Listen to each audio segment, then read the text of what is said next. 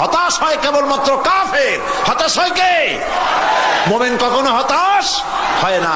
হতাশ হয় ইমানের পরিপন্থী কাজ। আল্লাহ পাক বলেছেন লা তাকনাতু মির রাহমাতিল্লাহ, আমার রহমত থেকে মায়ুস হও না। দেখেন হযরত আইয়ুব আলাইহিস সালামের কত বড় রোগ হয়েছে, শরীর পোকায় ধরেছে, জর্জরিত হয়েছে, দুর্গন্ধ হয়েছে, গ্রামের লোকেরা তাকে বের করে দিয়েছে, স্ত্রী পুত্র পরিজন সব চলে গিয়েছে।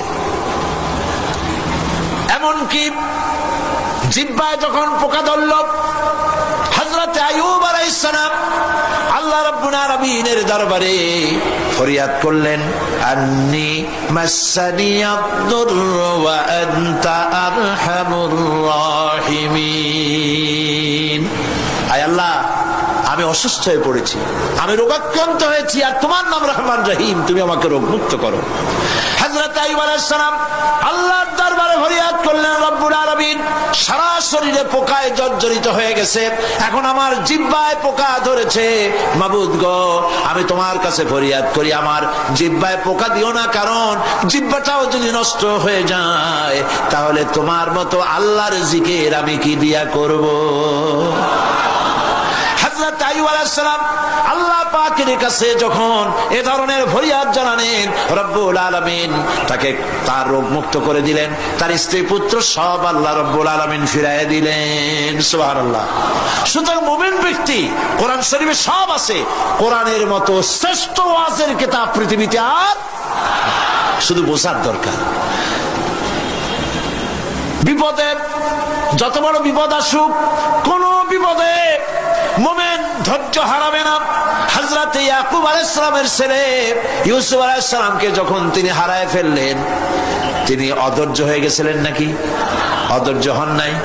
কারণ আমি আমার বক্তৃতার সূচনায় বলেছি, আমরা কল্যাণ বুঝি না, অকল্যাণও বুঝি না। কোন বিপদ আসতে পরে আমরা হয়রান হয়ে যাই, কিন্তু বিপদের মধ্যে কল্যাণ আছে আমরা তা বুঝতে পারি না। কথা বুঝে আসছে? হযরত ইউসুফ আলাইহিস সালামকে কুয়ার ভিতরে ফেলে দেওয়া হলো। 11 ভাই মনে করেছে কুয়ার ভিতরে ফেলে দিয়া ইউসুফ আলাইহিস সালামকে মেরে ফেললাম, কিন্তু তারা বোঝে নাই আসল কামটা কি হয়েছে। এটা তো কুয়া নয়, এটা একটা টানেল, এটা একটা সুড়ঙ্গ। একদিকে কেনান হলো তার এক মুখ, ওই সুড়ঙ্গের এক মুখ হলো কেনানের। কেনান ইউসুফ আলাইহিস সালামকে ফেলে দেওয়া হলো কুয়ার ভিতরে মারার জন্য, কিন্তু আল্লাহ পাকের ইচ্ছা ইউসুফ আলাইহিস সালাম মরবে না।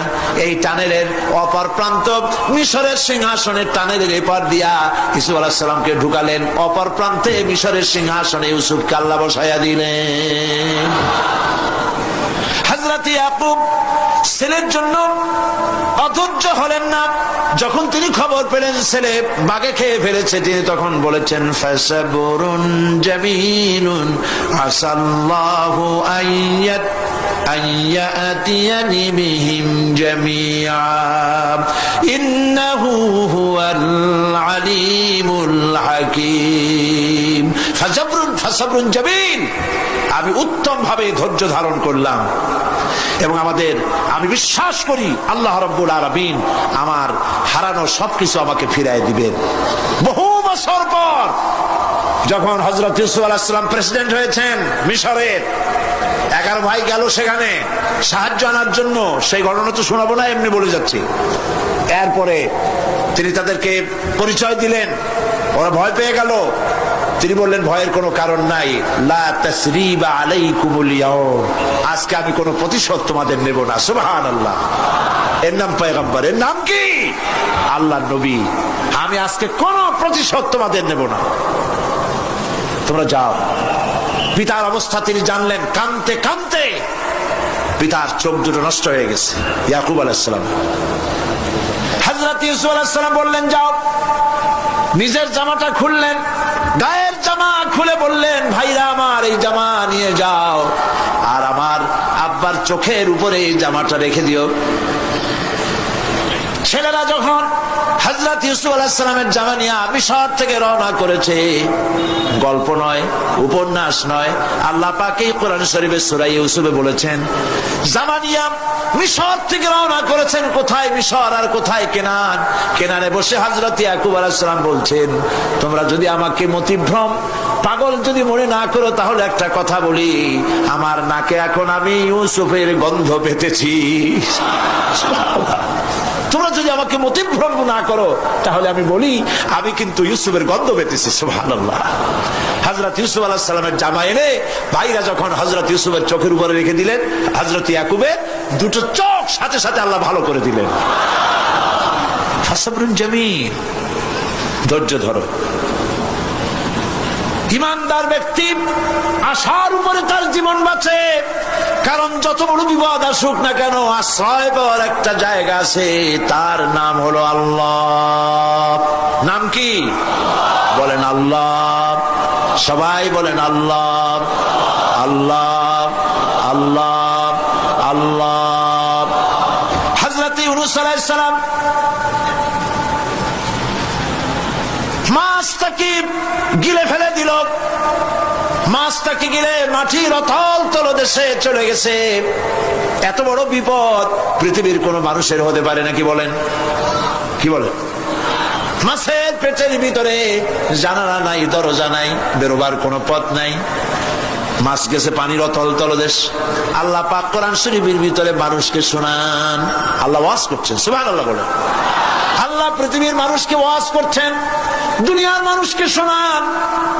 আমার ইউনূস তো ধৈর্য হারা হয় নাই। ওয়াযান্নুন ইয যাহাবা মুগাদিবান ফাযান্না আন লান নাকদিরা আলাইহি ফানাদা ফিয-যুলুমাতি আন লা ইলাহা ইল্লা আনতা সুবহানাকা ইন্নী কুনতু মিনাজ জালিমিন। ফানাদা ফিয-যুলুমাত, জামায়ে কাসির, ত্রিবিধ অন্ধকারের ভেতর থেকে হযরত ইউনূস আলাইহিস সালাম চিৎকার মারলেন। মাছের পেটের অন্ধকার, পানির অন্ধকার, রাতের অন্ধকার, ত্রিবিধ অন্ধকারের ভেতর দিয়ে মাছের পেটের মধ্য দিয়ে ইউনূস আলাইহিস সালাম চিৎকার মারলেন। অধৈর্য হন নাই, হার্ট ফেল করেন নাই। তিনি বলছেন, পড়েন আমার সাথে, লা ইলাহা ইল্লা আনতা সুবহানাকা ইন্নী কুনতু মিনাজ জালিমিন। তুমি ছাড়া কোনো ইলাহ নাই, কোনো উপাস্য নাই, মাবুদ নাই। তোমার পবিত্রতা ঘোষণা করছি, আমি জালিমদের অন্তর্ভুক্ত হয়ে গেছি। ইউনূস আলাইহিস সালাম যখন কাঁদতেছিলেন, আল্লাহ রাব্বুল আলামিন সেই কান্না শুনেছিলেন কিনা? বলেন, শুনছিলেন কিনা? শুনতে পেয়েছিলেন কিনা? পানির ভিতরে কেউ শোনে নাই, মাছের পেটের ভিতরে ইউনূস আলাইহিস সালাম কিভাবে চিৎকার করছেন, মাছের পেটের ভিতরের আওয়াজ পানির ভিতরে কেউ শোনে নাই, জমিনের কেউ শোনে নাই, অন্তরিক্ষে কেউ শোনে নাই, সাত আকাশের ভিতরে কেউ শোনে নাই, কিন্তু আরশে আজিমের মালিক আল্লাহ রব্বুল আলামিন শুনতে পেয়েছেন। সঙ্গে সঙ্গে রব্বুল আলামিন জবাব দিলেন, ফাস্তাজাবনা লাহু ওয়া নাজ্জাইনাহু মিনাল গাম্মি ওয়া কাযালিকা নুনজিল মুমিনিন। পড়েন, ফাস্তাজাবনা له ونجيناه من الغم وكذلك ننجي المؤمنين। আমি ইউনূসের ডাকের জবাব দিলাম। কে বলতেছেন? বড় করে বলেন, কে বলছেন? আল্লাহ। সুবহানাল্লাহ। আপনারা কি ভয় পাইছেন? ভয় পেয়েছে মুসলমান? আল্লাহ রাব্বুল আলামিন বলেন, আমি আমার ইউনূসের ডাকের জবাব দিলাম। শুধু জবাব দেই নাই, আমি ইউনূসকে তার মাছের পেটের ভিতর থেকে বাঁচাই দিলাম। মাছের পেটের মধ্যে বেদনা শুরু হয়ে গেল, এমন বেদনা হয়েছে মাছ এখন বমি না করে পারে না। কথা বুঝতে পেরেছি? মাছ এখন বমি না করে পারে না। পানির উপরে মাছ ভেসে উঠল। আল্লাহ কোরআন শরীফের ভিতরে বলছেন মাছ সাতরায়া কিনারায় চলে গেল, ইউনূস আলাইহিস সালামকে বমি করে ফেলে দিল, ইউনূস আলাইহিস সালাম বেঁচে গেলেন। আল্লাহ পাক বলেন শুধু ইউনূসকে বাঁচাইলাম না, বরং আমি সকলের জন্য আশার বাণী শোনাই, শোনো মুমিনেরা, ওয়া কাযালিকা নুজিল মুমিনিন। মুমিন বান্দা যারা, যত বড় বিপদ আসুক আমারে ডাকো, আমি বিপদ দিয়ে বাঁচাই দেব। সুবহানাল্লাহ, বিপদ থেকে আমি বাঁচাই দেব। আল্লাহ পাক বলেছেন ফাইন্না মাআল উসরি ইউসরান, ইন্না মাআল উসরি ইউসরা। জেনে রাখো, দুঃখ এবং কষ্টের পরে রয়েছে সুযোগ সুবিধা, আর অসচ্ছলতার সাথে রয়েছে উদার সচ্ছলতা। যত বড় বিপদ আসছে, এই বিপদের পরেই আল্লাহ পাক তার গোলামদের উপরে রহমত নাজিল করবেন ইনশাআল্লাহ। সুতরাং ইমানদার লোকেরা, তাদেরকে আল্লাহ পাক বলছেন কোনো ভয় নাই, কোনো চিন্তা নাই, যত বড় বিপদে পড়ো আমারে ডাকো, আমি ডাকের সাড়া দিয়ে দেব।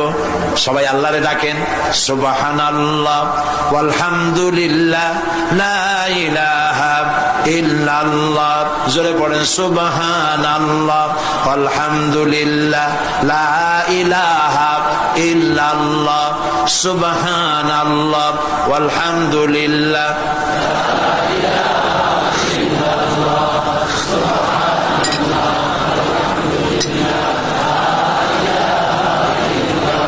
লা ইলাহা ইল্লাল্লাহু মুহাম্মাদুর রাসূলুল্লাহ।